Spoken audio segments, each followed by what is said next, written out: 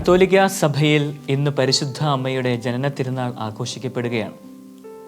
പരാതികളും പരിഭവങ്ങളും ഇല്ലാതെ എല്ലാം ദൈവഹിതത്തിന് സമർപ്പിച്ച അമ്മയുടെ ജനന തിരുനാൾ ആചരിക്കപ്പെടുന്ന ഈ ദിനത്തിൽ ഏവർക്കും തിരുനാൾ മംഗളങ്ങൾ സ്നേഹത്തോടെ നേരുന്നു. യാക്കോബിന്റെ സുവിശേഷം എന്ന അപ്രമാണിക ഗ്രന്ഥത്തിൽ നിന്നാണ് പരിശുദ്ധ അമ്മയുടെ ജനന തിരുനാളിനെ പറ്റി നാം മനസ്സിലാക്കുക.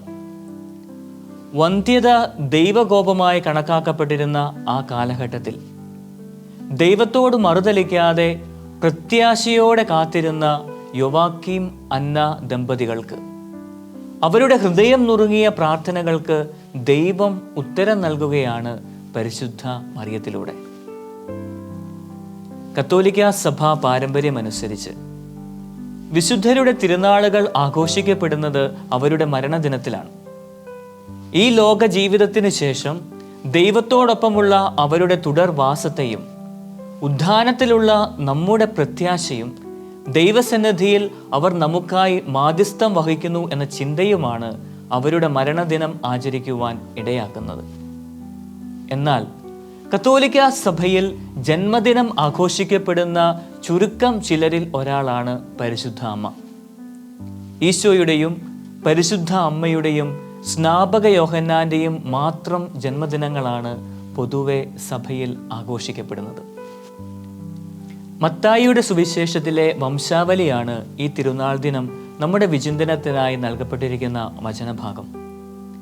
വിശ്വാസത്തിൽ നമ്മുടെ പിതാവായ അബ്രാഹത്തിൽ ആരംഭിച്ച് വിശ്വാസത്തിൽ നമ്മുടെ മാതാവായ പരിശുദ്ധ അമ്മയിൽ അവസാനിക്കുന്ന വിധത്തിലാണ് മത്തായി സുവിശേഷകൻ വംശാവലി അവതരിപ്പിച്ചിരിക്കുന്നത്. അബ്രാഹവും പരിശുദ്ധ അമ്മയും തമ്മിലുള്ള സാമ്യം കൂടുതൽ ആഴത്തിൽ മനസ്സിലാക്കുമ്പോൾ ഈ വചനഭാഗത്തിൻ്റെ അർത്ഥം ഗ്രഹിക്കുവാൻ നമുക്ക് സാധിക്കും. ഒന്നാമതായി, ഉൽപ്പത്തി പുസ്തകം 18-ാം അധ്യായം 14-ാം വാക്യത്തിൽ അബ്രാഹത്തിനോടും സാറയോടും കർത്താവിന് കഴിയാത്തത് എന്തെങ്കിലും ഉണ്ടോ എന്ന് ചോദിക്കുന്ന ദൈവദൂതനെ നാം കണ്ടുമുട്ടുന്നുണ്ട്. ലൂക്കായുടെ സുവിശേഷം 1-ാം അധ്യായം 37-ാം വാക്യത്തിൽ ദൈവത്തിന് ഒന്നും അസാധ്യമല്ല എന്ന് പരിശുദ്ധ അമ്മയോട് പറയുന്ന ഗബ്രിയേൽ ദൈവദൂതനെ നാം കാണുന്നുമുണ്ട്. ദൈവത്തിന് ഒന്നും അസാധ്യമല്ല എന്ന അരുളപ്പാട് കേട്ടവരും അത് വിശ്വസിച്ചവരുമാണ് ഇവർ രണ്ടുപേരും. രണ്ടാമതായി, തങ്ങളുടെ പ്രിയപുത്രനെ ബലിയർപ്പിക്കുവാൻ മോറിയ മലയും കാൽവരി മലയും കയറിയവരാണിവർ. മൂന്നാമതായി, ജീവിതത്തിൽ സർവ്വതും പ്രതികൂലമായപ്പോഴും വിശ്വാസത്തിൽ അടിയുറച്ചു നിന്നവരാണിവർ. അതിനാൽ വിശ്വാസത്തിൽ നമ്മുടെ പിതാവായ അബ്രാഹത്തിൻ്റെ ആഴമായ വിശ്വാസത്തിൻ്റെ അവകാശിനിയായി പരിശുദ്ധ അമ്മയെ ചിത്രീകരിക്കുകയാണ് സുവിശേഷകൻ ഇവിടെ. പ്രിയപ്പെട്ടവരെ, ഈ ദിനം സഭ നമ്മോട് ആവശ്യപ്പെടുന്നതും ഇതുതന്നെയാണ്. പരിശുദ്ധ അമ്മയെ പോലെ, അബ്രാഹത്തെ പോലെ ദൈവത്തിന് ഒന്നും അസാധ്യമല്ല എന്ന് വിശ്വസിക്കുവാനും ആ വിശ്വാസത്തിൽ അടിയുറച്ചു നിന്ന് നമ്മുടെ അനുദിന ജീവിതത്തിലെ വേദനകളുടെയും നൊമ്പരങ്ങളുടെയും ഒറ്റപ്പെടലുകളുടെയും കാൽവരി പ്രത്യാശയോടെ കയറുവാനും നമുക്ക് സാധിക്കണം. അപ്പോഴാണ് ഈ തിരുനാൾ നമ്മുടെ ജീവിതത്തിൽ അർത്ഥപൂർണമായി മാറുന്നത്. പാപികൾക്കും പുണ്യവാന്മാർക്കും ദൈവസന്നിധിയിൽ വിലയുണ്ടെന്ന മഹത്തായ സന്ദേശം കൂടി വംശാവലി നമുക്ക് നൽകുന്നുണ്ട്.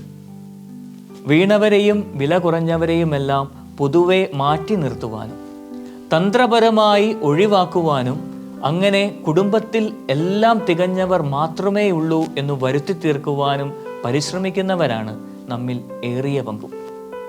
എന്നാൽ വംശാവലി പരിശോധിക്കുമ്പോൾ ആഭിജാത്യമില്ലാത്തവരെയും കറപുരണ്ടവരെയും തിന്മയോട് സന്ധി ചെയ്തവരെയുമെല്ലാം നാം കണ്ടുമുട്ടുന്നുണ്ട്.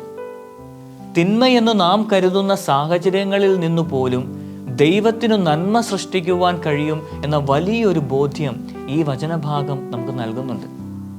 അതിനാൽ നാം ആയിരിക്കുന്ന സാഹചര്യങ്ങളിൽ, സ്ഥാപനങ്ങളിൽ, കുടുംബങ്ങളിൽ ആരെയും അവരുടെ കുറവിൻ്റെ പേരിൽ മാറ്റി നിർത്താതെ ചേർത്ത് നിർത്തുവാൻ നമുക്ക് പരിശ്രമിക്കാം. പ്രിയപ്പെട്ടവരെ, പരിശുദ്ധ അമ്മയുടെ ജനന തിരുനാളിൽ നമുക്കും പ്രാർത്ഥിക്കാം. അമ്മയുടേതുപോലെ ആഴമായ വിശ്വാസം സ്വന്തമാക്കി വിശ്വാസത്തിൻ്റെ പതറാത്ത മാതൃകകളായി മാറുവാനും ആരെയും മാറ്റി നിർത്താതെ എല്ലാവരെയും ചേർത്ത് നിർത്തുവാനും ഞങ്ങളെ അനുഗ്രഹിക്കണമേ. ആമേൻ.